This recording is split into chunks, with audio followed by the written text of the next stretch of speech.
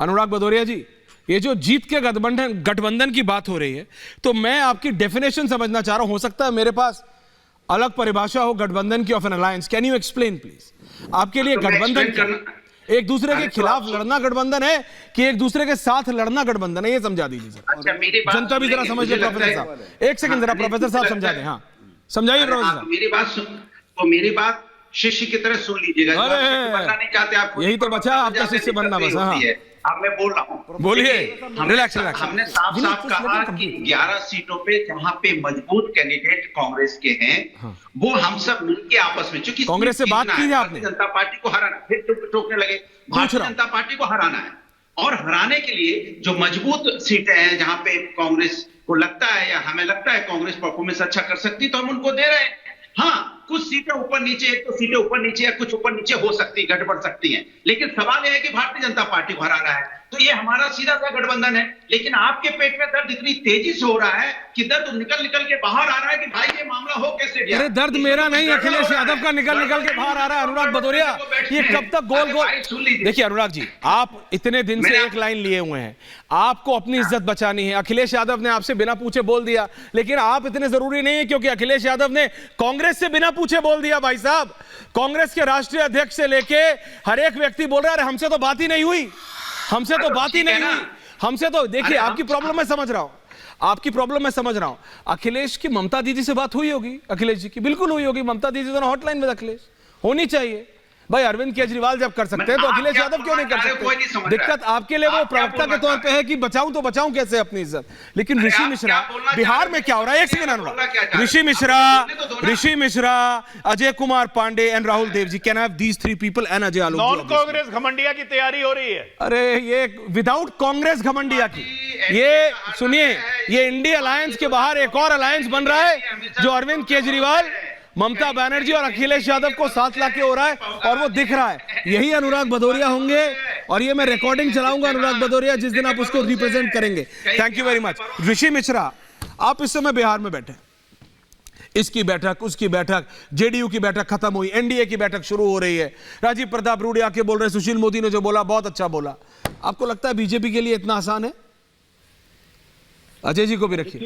BJP के लिए इतना आसान है नीतीश कुमार को सपोर्ट कर देना? अजय जी को बोलिए भाई। देखिए, नरेंद्र मोदी जी ने या अमित शाह ने जब डिसीजन ले लिया है, तो मुझे नहीं लगता है कि प्रदेश भाजपा के किसी नेता के इतना कैपेसिटी है कि उनके निर्णय को चैलेंज करेंगे। लेकिन एनडीए में भी सब कुछ ठीक नहीं है। और कल जो जेपी नड्डा की आपने बात की है, जेपी नड्डा इसलिए आ रहे हैं क्योंकि चिराग पासवान नाराज हैं, और चिराग पासवान को साथ में लेकर जेपी नड्डा आ रहे हैं, और मोटा मोटी सहमति बन गई है। और जो शाम में जो विधायकों की बैठक हुई है, उसमें यह सर्वसम्मति से प्रस्ताव पास किया गया है कि बीजेपी नीतीश कुमार को एनडीए का विधानमंडल का नेता मानेगी, और कल 10 बजे जेडीयू का भी बैठक है।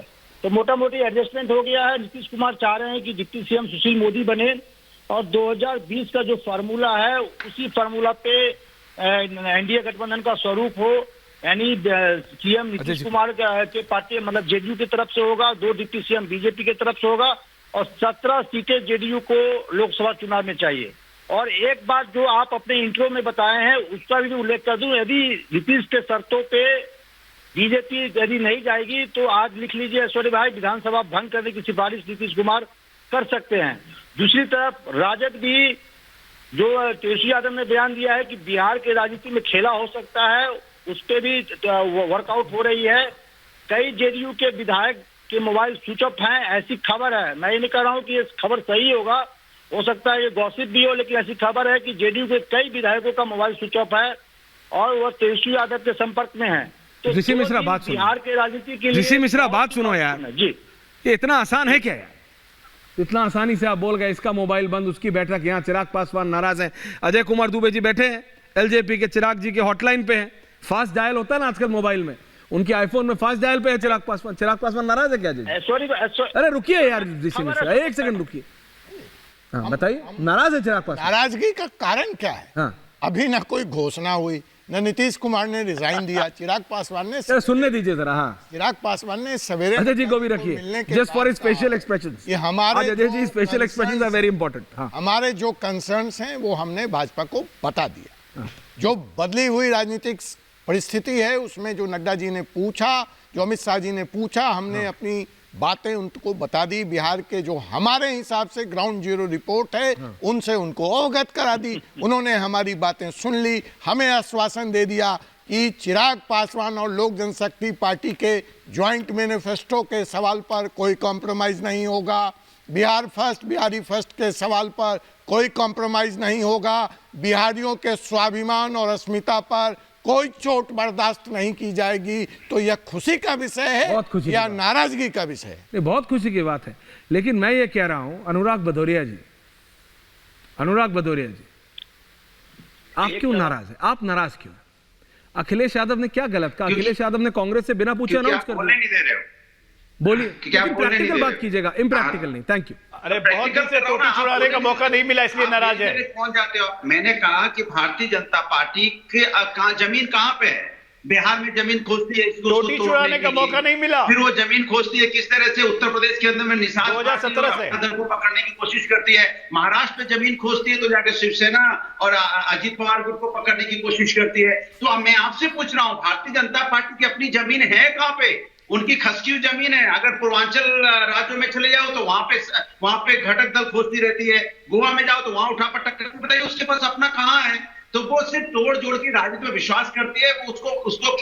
उसको लगता है खेला बहुत आसान चीज है। अच्छा। इस वजह से मध्य प्रदेश में सरकार की राजनीति एक बार खेला कर दिया था, इस बार भारतीय जनता पार्टी के साथ खेला होने जा रहा है। क्योंकि भारतीय जनता पार्टी के साथ खेला देश की जनता करने जा रही है। क्योंकि अगर किसी के साथ अन्याय किया है भारतीय जनता पार्टी ने, देश की जनता के साथ किया है। क्योंकि ये प्रभु राम की बात तो कौओं के कांव करने से जगह शमशान नहीं बनती है। आपके बोलने से कुछ नहीं होने जा रहा है, ठीक है ना? नहीं अपनाते, इसलिए प्रभु राम इनको आशीर्वाद देने वाले नहीं है और ये भागे भागे घूम रहे हैं। इसलिए डर के मारे कहते हैं ना, राम भरोसे। हम लोग गांव में कहते हैं ना, ये आदमी राम भरोसे। राम लल्ला तो अपने घर आ गए।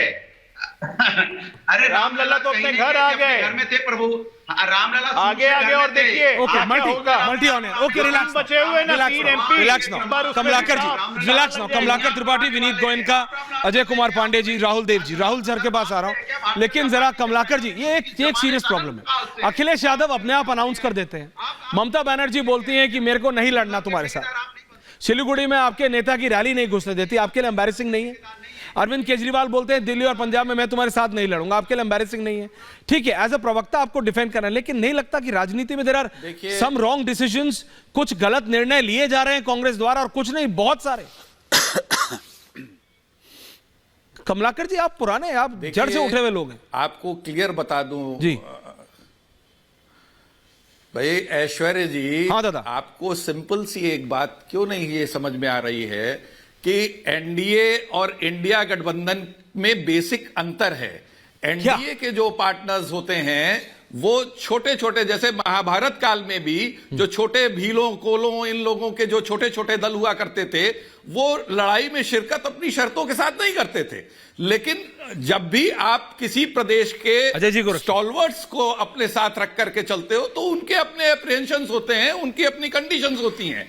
लेकिन एक चीज क्लियर है, इस देश का जो संविधान खतरे में है, इस देश की जो डेमोक्रेसी खतरे में है, जिस प्रकार से इस देश के इंस्टीट्यूशंस को अब्यूज किया जा रहा है, मिसयूज नहीं अब्यूज किया जा रहा है, जिस तरह से जो है वो महंगाई बढ़ रही है, जिस तरह से जो है वो छत्तीसगढ़ राजस्थान से पहले दिया था, पूरी जो बॉर्डर्स है, कमलाकर जी, ये कांग्रेस का स्टेपल आंसर है, हमारे फ्लैट हो जाता है। कमलाकर जी, जनता के कानों तक नहीं पहुंच रहा है। कमलाकर सारी चीजों को रोकने, कमलाकर जी, जनता के कानों तक नहीं पहुंच रहा है आपका ये पॉइंट करने के लिए हर वो व्यक्ति जो इनकी नीतियों से, अरे ये जनता की नब्ज जानते ही नहीं है तो क्या इनका पॉइंट कहां से पहुंचेगा? जनता इनको सुनती नहीं है।